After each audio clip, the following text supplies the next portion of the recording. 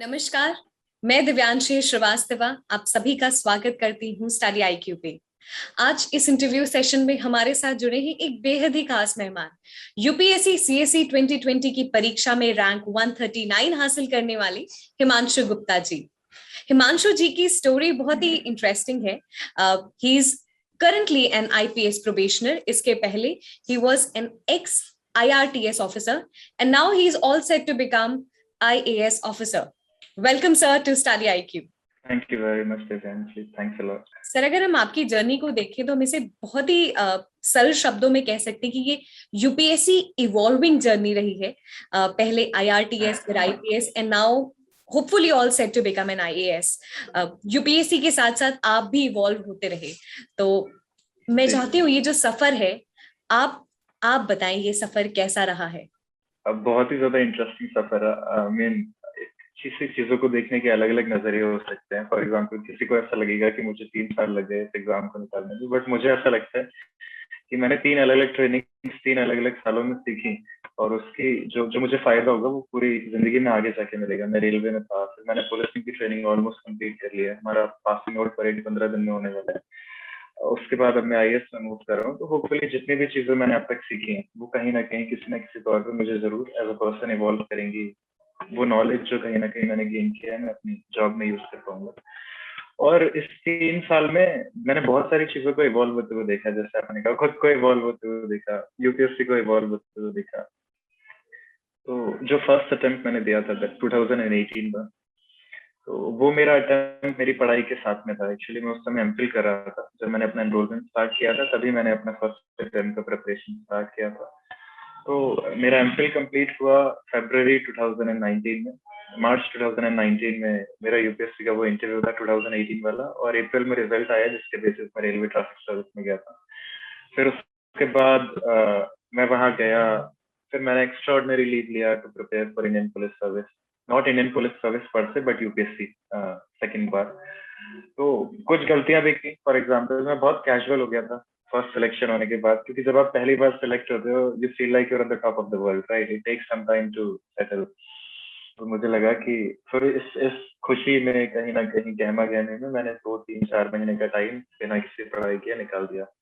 और जब दोबारा फिर रियलाइज किया कि नहीं, एक बार और अटेम्प्ट देने से यहाँ से मूव करके IAS IPS और भी अच्छी सर्विसेज हैं जो मुझे मिल सकती हैं।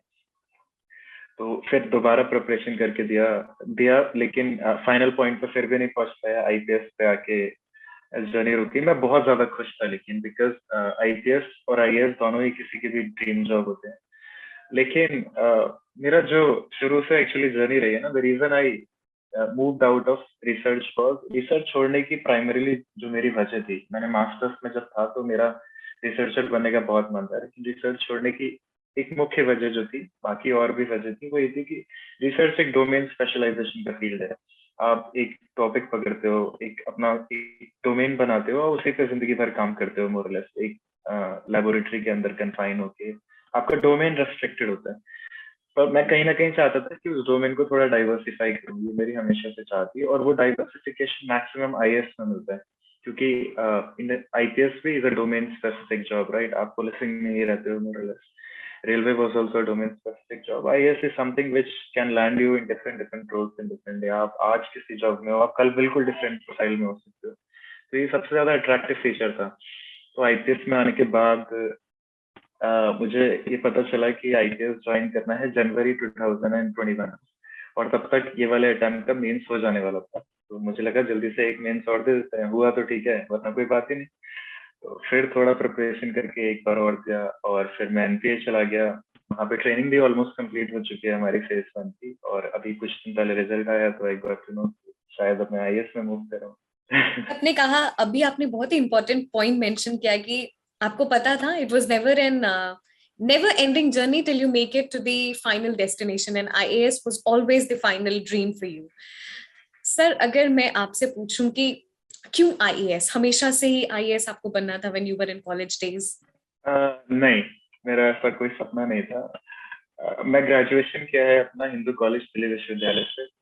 काफी उस कॉलेज ने मुझे लगता है जो मेरी फाउंडेशन थी, जो नींव थी, वो रखी थी, क्योंकि उससे पहले मैं जिस जगह से आया था एक बहुत छोटा सा कस्बा है।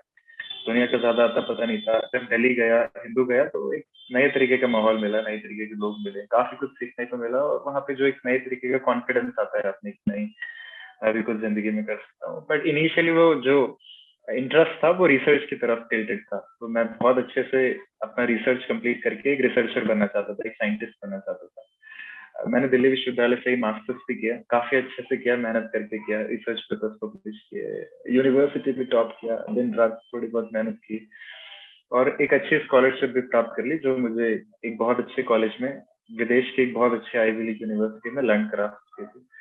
लेकिन फिर कुछ ऐसा हुआ कि अनफॉर्चुनेटली मैं वो ज्वाइन नहीं कर पाया।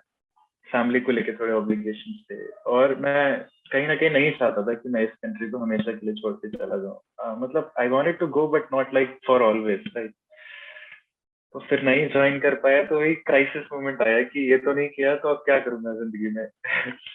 और कहीं ना कहीं ये चाह भी थी कि मैं एक डोमेन से निकल के थोड़ा डाइवर्सिफाई करूं अपने आप को, ऐसी चीज में जाऊं जहां मैं ज्यादा चीजें सीख सकूं, ट्राई कर सकूं और इम्प्लीमेंट कर सकूं। तो फिर मैंने थोड़ा रिसर्च किया और सिविल सर्विसेज का चार्म भी है, तो सारी चीजें मिक्स करके फिर ये डिसाइड किया कि नहीं, अब सिविल सर्विसेज के लिए बैठते हैं। अब जो सेवा करने के लिए जो सेक्रीफाइसेस किए हैं वो इधर ही रह के करेंगे, अपने देश के लिए करेंगे, अपनी फैमिली के लिए, अपने लोगों के लिए। तो फिर ये मेरा तो बहुत लेट मैंने सिविल सर्विसेज का प्लान बनाया मास्टर्स के बाद। एक्चुअली 2017 में जाके कहीं मेरा पूरा मन बना था सिविल सर्विसेज में आने का।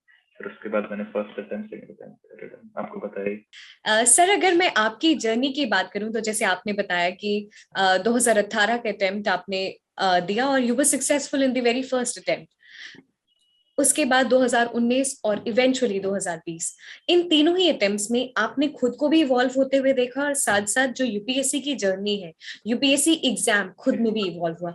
मैं चाहती हूँ आप थोड़ा सा इवोल्यूशन की बात करें और खुद में इवोल्यूशन प्लस यूपीएससी दोनों को कैसे पैरेलली चलना है। जब मैंने अपना फर्स्ट अटेम्प्ट दिया था, आई रिमेम्बर, तो उस टाइम पे मेरा जो प्रिपरेशन था, बिकॉज थोड़ा टाइम कंस्ट्रेंट था, मैं एमफिल कर रहा था, साथ में तैयारी कर रहा था। तो मेरा मेन फोकस ये था कि मैं कैसे मिनिमम टाइम में मैक्सिमम सिलेबस को कवर कर पाऊँ, राइट।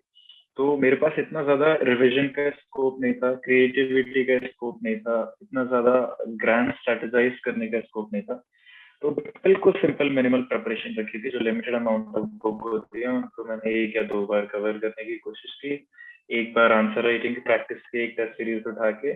कोई बहुत ज्यादा मैं ट्राई एंड टेस्ट वाली जो होती है कि आप ट्राई करते हो, देखते हो वो स्ट्रैटेजी वर्कआउट करे या नहीं, नहीं कर पाया। सेकेंड अटेम्प्ट में मैंने वो ट्राई किया, बट अनफॉर्चुनेटली थोड़ा सा लेट किया। जल्दी करता तो शायद और अच्छा रिजल्ट मिल सकता था। लेकिन फिर मैंने सेकंड अटेम्प्ट में ये जरूर किया कि जो मैंने फर्स्ट अटेम्प्ट में मुझे लगा गलतियां की, रिवीजन की कमी थी, नोट्स नहीं बने थे ठीक से, स्पेशली कुछ टॉपिक्स के, सिलेबस को अच्छे से नहीं पढ़ा था फर्स्ट अटेम्प्ट में। इस बार सिलेबस प्रॉपरली कवर किया था और थोड़ा क्रिएटिविटी लाने की कोशिश की अपने आंसर्स में, एसेज में, नए तरीके ट्राई किए। तो ये सेकंड अटेम्प्ट में, और थर्ड अटेम्प्ट तक आते आते मैंने ये समझ लिया कि ये एग्जाम में अगर थोड़ा सा भी आपने स्ट्रेस लिया तो actually, because ultimately it's a game of what you will write in those 3 hours, right. आप उन 3 घंटों में जाके एग्जाम में क्या लिखोगे, वो आपका, आपके मार्क्स आपकी जर्नी डिफाइन करते हैं। इट डजंट मैटर कि आपने साल भर क्या पढ़ा। तो थोड़ा सा अपने आप को स्ट्रेस से रखना बहुत जरूरी है, बिकॉज मैं 2 साल से इस प्रोसेस में लगातार घूम रहा था, pre mains interview, pre mains interview. तो थोड़ा स्ट्रेस बिल्ड हो जाता है, आपको चाहिए होता है कि आप थोड़ा लूज आउट। तो मैंने कुछ नई हॉबीज डेवलप की, थोड़ा फिटनेस पे ध्यान देना स्टार्ट किया। तो थर्ड अटेम्प्ट में जो मेरा था, मुझे लगता है इसका बहुत फायदा मिला। मैं ज्यादा नहीं पढ़ रहा था, 6 to 7 hour on an average every day, लेकिन मैं बाकी चीजों पे बहुत ध्यान दिया, रिविजन पे ध्यान दिया, आंसर राइटिंग पे बहुत ज्यादा ध्यान दिया, अपनी फिटनेस पे ध्यान दिया, मेंटल हेल्थ पे ध्यान दिया। और ये ट्राई किया कि बेस्ट ऑफ प्रैक्टिसेस इधर उधर से। पिछले 2 अटेम्प्ट जो थे उनके नोट्स तो मेरे पास ऑलरेडी कंपाइल थे, तो मैं इस बार जो है नई नई चीजें ट्राई कर सकता था। तो वो मैंने हिट एंड ट्राई काफी किया कि एसेस को अलग अलग तरीके से लिखने की कोशिश की। और पर्सनालिटी टेस्ट में, फॉर एग्जांपल सेकंड अटेम्प्ट में जब मैं आईपीएस में था, वन ऑफ द रीजन कि मैं इतना अच्छा रैंक नहीं ला पाया, बिकॉज मेरी पर्सनालिटी टेस्ट में इतने अच्छे मार्क्स नहीं आए थे। फर्स्ट में अच्छे आए थे, सेकंड में नहीं आए, थर्ड में बहुत अच्छे आए। तो फिर मैंने ये सोचने की कोशिश की कि क्यों मेरे फर्स्ट अटेम्प्ट से सेकंड अटेम्प्ट में पर्सनालिटी टेस्ट में, जो इंटरव्यू जिसे हम बोलते हैं, उसमें मार्क्स कम हुए, उसको ओवरकम करने की कोशिश की। पर आई थिंक ये जो छोटी छोटी सी ट्विकिंग्स मैंने की इस बार अपनी प्रिपरेशन स्ट्रैटेजी में, उसी ने शायद मुझे वो थोड़ा पुश दिया, इसकी वजह से मैं ये फाइनल जो लीप है उसे भी क्रॉस कर पाया।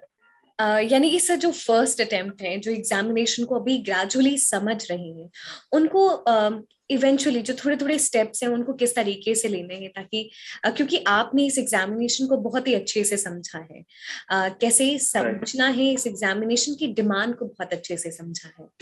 देखिए, फर्स्ट अटेम्प्ट वालों के लिए आई विश कि मैं अपने थर्ड वाले अटेम्प्ट वाले व्यक्ति को पहले अटेम्प्ट वाले व्यक्ति को ये बता सकता कि सबसे पहले सिलेबस उठा लीजिए आप यूपीएससी के। यूपीएससी मेंस का there is a defined syllabus, right? हम ये बात भूल जाते हैं, हमें लगता है कि UPSC ask anything under the sun, but actually अगर आप मेंस का सिलेबस देखोगे तो देयर आर टॉपिक्स, और यूपीएससी उन्हीं टॉपिक्स के आसपास घुमाता है। Prelims is a different ballpark. Pre के लिए आपको चाहिए होता है कि आप अपने रिसोर्सेज को बहुत लिमिटेड रखें। फर्स्ट अटेम्प्ट में सबसे बड़ी गलती हम ये करते हैं कि हम अपने सोर्सेज को बहुत डाइवर्सिफाई कर देते हैं। जो बुक हमें वारन में नजर आती है, येलो कवर लगी हुई, हम उसको उठा के घर ले आते हैं, हमें लगता है ये भी इंपॉर्टेंट है, ये भी इंपॉर्टेंट है। मिनिमम सोर्सेज आपको रखने हैं, और उसका कोई ऐसी ग्रैंड स्ट्रैटेजी नहीं है, बट आप ये कर सकते हो कि अगर आप यूट्यूब पे जाके if you search any good topper, इसके अगर आप स्ट्रैटेजी देखोगे, काफी सारी स्ट्रैटेजीज अवेलेबल है। कोई 8-10 लोगों की स्ट्रैटेजी देख लो, एक दिन का टाइम लगेगा, और उसमें जो कॉमन चीजें हैं वो एक्सट्रैक्ट कर लो। कुछ कॉमन बुक्स होंगी जो हर किसी ने रेफर की होंगी, ये ऐसी बुक्स हैं जिनको आपको मास्टर कर लेना है। You have to read it at least 4 से 5 बार, और फिर उसको रिवाइज भी करना है। एक मंथली रिविजन प्लान बना लेंगे तो बेस्ट होगा। जैसे स्पेक्ट्रम होगा, आप उसे अवॉइड नहीं कर सकते। कुछ बुक्स हैं जिनका जो रिवॉर्ड है ना वो मैक्सिमाइज होता है, मिनिमम टाइम में आप उनसे मैक्सिमम रिवॉर्ड उठा सकते हैं। आप ये कॉमन बुक्स आइडेंटिफाई करिए, इनके मैक्सिमम रिविजन करिए। आंसर राइटिंग प्रैक्टिस आप थोड़ी सी शुरू में कर लीजिए, ताकि आपको आइडिया लग जाए कि यूपीएससी एग्जैक्टली आपसे मांगता क्या है मेंस में। अदरवाइज ये होता है कि आप पूरे साल प्रिपरेशन करते रहते हो, लास्ट में आपको रियलाइज होता है कि आपने वो चीजें पढ़ ली जो आपको पढ़नी ही नहीं थी, मेंस की डिमांड कुछ और है। तो अगर आप एक बार पहले से ही मेंस के आंसर राइटिंग हल्की से कर लोगे, तो आप अपने नोट्स इस तरीके से बनाओगे कि वो मेंस की डिमांड के साथ में अलाइंड होंगे। तीसरा, आप जो भी पढ़ रहे हैं उसका रेफरेंसिंग जरूर करो। अगर आपने कोई चीज पढ़ी और आपने उसको कहीं पे नोट नहीं किया, या इस तरीके से कंसोलिडेट नहीं किया कि वो फ्यूचर में जल्दी से रेफर की जा सके, तो उसका यूपीएससी में कोई यूटिलिटी नहीं है। आप पूरे दिन पढ़ते रहिए, आपको लग रहा है मैंने आज पढ़ाई किया, लेकिन अगर आपने उसे फ्यूचर के लिए नहीं रखा फॉर रिविजन, फॉर री रेफरेंसिंग, तो इट डजंट मैटर कि आपने कितनी पढ़ाई की है, वो किसी काम की नहीं है। क्योंकि उस एग्जाम के 3 घंटे के स्ट्रेस टाइम में आपको सिर्फ वही चीजें याद आएंगी जो आपने एटलीस्ट 2 बार तो कम से कम रिवाइज की होंगी, अदरवाइज आपको नहीं याद है। और चौथा, अपने आप पे पूरा भरोसा रखना है। लोग बार बार अपनी स्ट्रैटेजी चेंज करते हैं। अगर आपने एक बार एक स्ट्रैटेजी बना ली, तो मान लीजिए कि वही स्ट्रैटेजी है, वो गलत है, वो सही है, किसी से नहीं पूछना। अगर गलत सही होगी तो इवेंचुअली आप खुद ही सीख जाओगे टाइम के साथ में, और आपको अपने आप में ही वो मॉडिफिकेशन लाने हैं, राइट? किसी और के कहने से तो नहीं निकलेगा। तो आप अपना स्ट्रैटेजी बनाइए, उस स्ट्रैटेजी पे भरोसा कीजिए, खुद पे भरोसा कीजिए, और जो चेंजेस आपको जेन्युइनली लगते हैं उनको अपने आप इम्प्लीमेंट करते रहिए। इतना रिजिड भी नहीं होना, लेकिन दूसरों की बात में आके बार बार अपनी गियर शिफ्ट भी नहीं करनी। और फिफ्थ ये है कि अभी एक बहुत बड़ा मिथ है नॉर्मली स्मॉल टाउनर्स में और छोटे शहर से जो बच्चे आते हैं, मैंने दिल्ली में देखा है कि कोचिंग करना बहुत जरूरी है। आती मैंडेटरी नहीं है। आप कोचिंग तब करिए जब आपको जेन्युइनली कोई इश्यू हो रहा हो पढ़ाई करने। सबसे पहली चीज ये है कि आप यूपीएससी की डिमांड को समझिए, वो बुक सारी अपने से पढ़ने की कोशिश कीजिए। एनसीईआरटीज में, राइट, मतलब सिंपल लैंग्वेज में होती हैं, कोई भी पढ़ सकता है, they are made for school के बच्चों के लिए। आप सबसे पहले उनको पढ़िए, समझिए। अगर आपको लगता है कि कोई प्रॉब्लम हो रही है, तब आप उन पर्टिकुलर चीजों पे कोचिंग ले सकते हैं। क्योंकि आपको 8-7-8 घंटे सेल्फ स्टडी तो करनी ही है। अगर आप कोचिंग में भी 6 घंटे 8 घंटे निकालेंगे और फिर खुद से 7-8 घंटे, तो बहुत ज्यादा बर्डन हो जाता है, और आप अगेन आपकी हेल्थ जो है मेंटल और physical, it takes a toll. तो एक बैलेंस बना के रखने की कोशिश कीजिए। अपना 7-8 घंटे का टाइम निकालिए पढ़ाई के लिए, बट बाकी बाकी अपने आप पे इन्वेस्ट करिए। अपने आप को खुश रखिए, मोटिवेटेड रखिए, पॉजिटिव रखिए, थोड़ा ना ग्रैटिट्यूड चीजों को लेके, और हम्बल रहिए। तो it's a journey actually, it's a very beautiful transformational journey जो यूपीएससी होती है ना। जब आप स्टार्ट करते हो तो उस टाइम पे आप बहुत ज्यादा कॉन्फिडेंट होते हैं, लेकिन आप बहुत ज्यादा, क्या कहते हैं, आपका व्यू जो होता है दुनिया को लेके वो रेस्ट्रिक्टेड होता है और थोड़े से डॉगमेटिक होते हैं। क्योंकि जो आर्ट्स वाले होते हैं वो दुनिया को आर्ट्स की नजर से देखते हैं। मैं साइंस वाला था तो मैं सिर्फ साइंस की नजर से देखता था, लेकिन यूपीएससी जब तक आप खत्म करते हो ना तो आप दुनिया को 50 तरीके से देखने लग जाते हो। And I think it's worth taking this exam just for that reason. मतलब अगर आप भूल जाओ कि आपको यूपीएससी निकालना है, बट इन दी एंड 8 घंटे अगर आप पढ़ाई करके दुनिया की चीजों के बारे में जान रहे हो, कितनी सारी चीजें हैं जो आपने कभी सोचे भी नहीं थे एग्जिस्ट करती होंगी, that in itself is a reward, right? तो ये आपका मोटिवेशन होना चाहिए कि हर दिन मैं अपनी अपने नॉलेज, अपने आर्सेनल में ऐसे नए तीर ऐड करूंगा जो मुझे इवेंचुअली 1 साल में इतना नॉलेजेबल, इतना कॉन्फिडेंट और इतना इवॉल्व बना देंगे कि मैं यूपीएससी जैसे एग्जाम को क्रैक कर सकता हूँ। तो ये सिर्फ पॉजिटिविटी के साथ एग्जाम लेना है और मेहनत तो करनी है, हो जाएगा। बिल्कुल सर। और जो यूपीएससी का वेल डिफाइंड सिलेबस है, अगर आप स्ट्रेस फ्री होके भी पढ़ते हैं तो आप एक बहुत अच्छे अवेयर सिटीजन बन जाते हैं। और आपने जैसे कहा कि अगर आपको फिर इतना यस। कॉन्फिडेंट आ जाए तो आप यूपीएससी जितना बड़ा एग्जामिनेशन भी क्लियर कर सकते हैं। सर, जो भी फर्स्ट टाइमर्स हैं, हम हमेशा कहते हैं प्रीवियस ईयर्स के जो पेपर एनालिसिस है वो बहुत जरूरी है।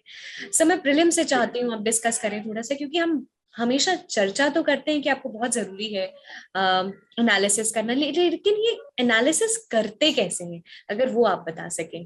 जी। होता क्या है कि जब हम प्रिपरेशन स्टार्ट करते हैं तो जब हम बेसिक बुक्स भी पढ़ते हैं, एडवांस बुक्स भी पढ़ते हैं, करंट अफेयर्स भी पढ़ते हैं, तो हम कभी कभी कोचिंग के नोट्स को भी रेफर करते हैं और मॉक टेस्ट सीरीज वगैरह भी सॉल्व करते हैं। जब हम इनको सॉल्व करते हैं तो कभी कभी जो टेस्ट सीरीज होती हैं ये इस लेवल की बनाई जाती हैं कि यूपीएससी की या तो एक्सपेक्टेशन से मैच नहीं करती या उनका स्टैंडर्ड यूपीएससी से थोड़ा डिफरेंट होता है।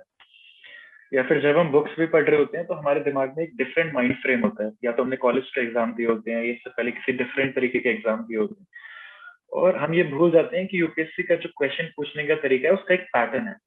अब वो पैटर्न की कोई घुट्टी नहीं है, मैं आपको ये नहीं बता सकता कि एग्जैक्टली वो पैटर्न क्या है, वो पैटर्न आपको खुद से एक्सट्रैक्ट करना होता है। तो जब आप एक बार बुक्स पढ़ लें, मैं कहता हूँ एक बार भी अगर आपने सारी बुक्स खत्म कर ली, उनका रिविजन कर लिया, 80% भी कर ली, तो एक बार यूपीएससी का एक पेपर उठा के देखिए और देखिए यूपीएससी किस तरीके से क्वेश्चन पूछता है। आपको रियलाइज होगा कि यूपीएससी कभी कभी अगर आपने उस पैटर्न को समझना शुरू कर दिया तो 20% क्वेश्चन प्री के पेपर में ऐसे होते हैं जो क्वेश्चन के अंदर ही आपको क्लू दे देते हैं। तो एक बार जब आपने पढ़ लिया और आप प्रीवियस ईयर पेपर प्रिफर करेंगे, देन यू विल रियलाइज कि यूपीएससी एक तरीके से क्वेश्चन पूछता है। जैसे मैं कुछ पॉइंटर्स देता हूँ, वो एक्सट्रीम्स नहीं डालता या फिर वो वेट स्टेटमेंट्स नहीं देता। कभी कभी वो फैक्चुअल एरर्स में आपको फंसाने की कोशिश करता है। कुछ कीवर्ड्स हैं अगर वो क्वेश्चन में आते हैं तो प्रोबेबिलिटी बढ़ जाती है कि ये क्वेश्चन गलत होगा ही होगा या सही होगा ही होगा, और आप क्वेश्चन के डिमांड को समझते हो। एक बार आपको पता चल गया कि यूपीएससी इस तरीके से क्वेश्चन पूछता है, तो जब आप नेक्स्ट टाइम करंट अफेयर्स पढ़ रहे होंगे तो आप उसी नजरिए से उसको पढ़ने की कोशिश करेंगे। जैसे आप पॉलिटिकल न्यूज को पूरी तरीके से अवॉइड करेंगे, आप ओवरली फैक्चुअल न्यूज को पूरी तरीके से अवॉइड करेंगे। इससे क्या होता है कि अगर फॉर एग्जाम्पल आपने शुरुआत में प्रिपरेशन स्टार्ट की और आप न्यूज़पेपर पढ़ रहे हैं तो आप 1 घंटा न्यूज़पेपर में लगाते हैं, एक बार आपका दिमाग फाइन ट्यून हो गया क्योंकि वो क्वेश्चंस आपने अच्छे से समझ लिए हैं, तो आप इमीडिएटली जो ट्रैश न्यूज है उसको फेंक के सिर्फ इंपॉर्टेंट न्यूज को पढ़ेंगे और वही न्यूज़पेपर आप हाफ एन आवर से कम टाइम में भी खत्म कर सकते हो जो पहले आपको 1 घंटा लगता था। बिकॉज यू नो आपका ब्रेन जो है वो फाइन ट्यून हो जाएगा काम की चीजें निकालने के लिए। तो इसीलिए previous year question paper solve करना बहुत ज्यादा जरूरी है। मैं फर्स्ट अटेम्प्ट किया, मैं तीसरे अटेम्प्ट में भी जब प्री देने गया था तो पिछले 10 साल के क्वेश्चन पेपर रिवाइज करके गया था टू रिमाइंड माई सेल्फ कि what kind of questions UPSC asked. I am sure sir, जिस तरीके से आपने प्रीवियस ईयर्स के पेपर्स को किस तरीके से एक्चुअली समझना है और प्रिपरेशन में इनकॉर्पोरेट करना है, क्योंकि बात तो हमेशा करते हैं कि प्रीवियस ईयर के पेपर्स कितने इंपॉर्टेंट है, बट शायद वो जो पैटर्न एनालाइज करना है वो समझ नहीं पाते हैं। राइट। उसके लिए आप यही कर सकते हो, मैं रिवर्स इंजीनियरिंग का प्रोसेस फॉलो करता था। तो मैं क्या करता था, मैं एक क्वेश्चन, मैं पहले एक बार बेसिक बुक्स अगर पढ़ ली, फिर मैं जाके एक क्वेश्चन पेपर सॉल्व करता था, और जो क्वेश्चन मुझसे नहीं सॉल्व होता था फिर मैं वापस बेसिक बुक्स को रेफर करता था और देखता था कि मेरे से क्या गलती हुई या मेरे कॉन्सेप्ट में या लॉजिक में अंडरस्टैंडिंग में क्या कमी रहेगी जिसकी वजह से ये क्वेश्चन मेरे से गलत हुआ। तो जब आप क्वेश्चन पेपर को सॉल्व करें, आप मान लीजिए आपके सामने एक क्वेश्चन आया, तो ये मत देखिए कि उसका एक क्वेश्चन, एक जो इफ इट्स एन एमसीक्यू उसमें 4 में से एक सही होगा 3 गलत होंगे। आप सिर्फ ये मत देखिए कि जो सही है वो सही क्यों है और बाकी 3, आपको ये भी देखना है कि बाकी 3 गलत क्यों है, और अगर जो सही है तो उसके पीछे का लॉजिक क्या है, अंडरस्टैंडिंग क्या है, क्या आपकी अंडरस्टैंडिंग क्रिस्टल क्लियर है या नहीं है। अगर नहीं है तो दोबारा से बेसिक बुक्स को रेफर करिए, थोड़ा सा गूगल करिए, अपने कॉन्सेप्ट क्लियर करिए और इसी तरीके से आगे बढ़ते जाइए। इससे क्या होगा, अगेन आपको रियलाइज होगा कि यूपीएससी किस डेप्थ तक क्वेश्चन पूछता है। कि आपको एक क्वेश्चन मिला और आपको पता है कि उसका ये आंसर है, या आपको नहीं पता कि उसका ये आंसर नहीं है और आप गूगल कर रहे हैं, तो आपको रियलाइज होगा कि यूपीएससी कितने सुपरफिशियल लेवल पे क्वेश्चन पूछता है, कितने डीप लेवल पे क्वेश्चन पूछता है और कितना आपको पढ़ने की जरूरत है। तो ऐसे एक एक क्वेश्चन को आपको देखना है। रिवर्स इंजीनियरिंग करेंगे तो वो ज्यादा अच्छा रहेगा। आप पहले पढ़िए, तब से नहीं हो रहा तो जाके बेसिक बुक्स को दोबारा रेफर किए, अपने कॉन्सेप्ट क्लियर करिए और फिर नेक्स्ट क्वेश्चन की मूव करिए। अगर वो हो रहा है, आपको लगता है कि आपको इतना आता है कि आपको उस पर और सर्च करने की जरूरत नहीं है, तो ठीक है। अगर आपको लगता है कि अभी भी आपने सॉल्व तो कर लिया लेकिन आपके कॉन्सेप्ट में कमी है, तो एक बार इमीडिएटली रेफर करके उसका कॉन्सेप्ट को क्लियर कर लीजिए, ताकि अगर उस क्वेश्चन के अलावा कोई घुमा फिरा के क्वेश्चन उस टॉपिक पे आया तो आप उसे भी सॉल्व कर सकते हो। तो ऐसे करके मैं सॉल्व करता था। ये ज्यादा, इससे क्या होता है, रिटेंशन बढ़ जाता है। एक क्वेश्चन आपके सामने आया, आपको नहीं आ रहा, उसी टाइम पे अगर आप कॉन्सेप्ट क्लियर कर लेते हो तो दिमाग उसे याद रखता है कि नहीं, आपने ये क्वेश्चन लास्ट टाइम गलत किया था, अगली बार नहीं करना, आप उसी टाइम क्लियर कर लीजिए। एक शॉर्ट नोट बना के वहीं पे रख लीजिए। जब भी मैं विजन के test series for example solve किया करता था किसी भी कोचिंग इंस्टीट्यूट के, तो मैं टेस्ट सीरीज के लास्ट में 3-4 ब्लैंक A4 शीट्स लगा लेता था। और जब भी मुझसे कोई क्वेश्चन सॉल्व नहीं आया तो मैं उसी टाइम पे उसका कॉन्सेप्ट क्लियर कर लेता था, या तो बेसिक बुक्स पे वापस जाके या फिर गूगल सर्च करके, और मैं वहीं उसी पेज पे शॉर्ट नोट्स बना लेता था इन अ मैनर कि मैं उसको क्विकली देख के तुरंत वो सभी रिवाइज कर लूं जो मैंने पढ़ा हुआ है, छोटे छोटे पॉइंटर्स।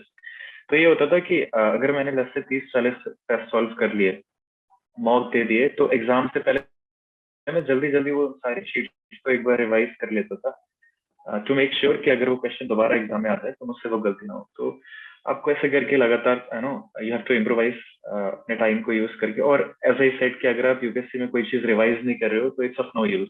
आपने खाली क्वेश्चन को सॉल्व किया और छोड़ दिया, वो क्वेश्चन दोबारा आएगा, फिर वही गलती करोगे। The main thing is that you learn from each and every question, right? So eventually आप धीरे धीरे इम्प्रूव करके अपना स्कोर बढ़ाते जाओ। Sir, how study IQ has been part of your journey?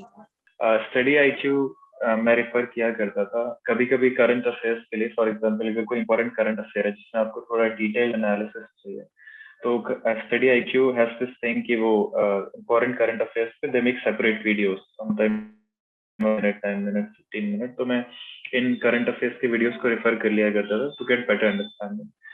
So definitely current affairs part में Study IQ ने मुझे काफी मदद की है। और कभी कभी ऐसा भी होता था when you are travelling for example, या आप इस कंडीशन में हो जब आप पढ़ नहीं सकते लेकिन आप ईयरफोन्स लगा सकते हो, तो उस टाइम पे मैं ईयरफोन लगा के कुछ current affairs important study IQ के देख लिया करता था, रिवाइज कर लिया करता था, प्लेलिस्ट में सेव कर लेता था बाद में देखने के लिए। So yes, it has helped to some extent. We are glad, sir, that we are part of your journey. Sure. Thank you so much, sir, for joining us in this interview session. It was absolute pleasure to have you and to know about your journey of all 3 successful and evolving attempts, if you could say that. Thank you, and the entire team wishes you all the very best. Thank you very much. Thanks a lot for giving me this time and opportunity. Thank you very much.